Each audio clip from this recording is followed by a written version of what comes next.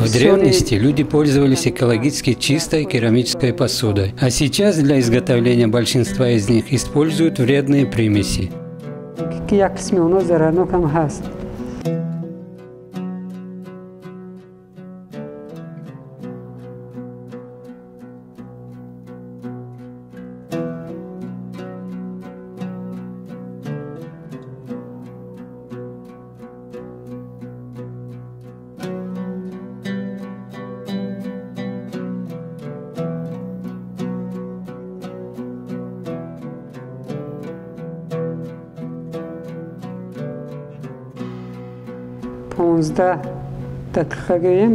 Через 15 минут изделие должно высохнуть. Потом нам предстоит его отшлифовать. Только после этого процесса мы можем его обжечь в печи или, используя анго, покрытие из жидкой глины для получения более гладкой поверхности, заново его намочить, а потом обжечь. В результате это изделие получит белый оттенок.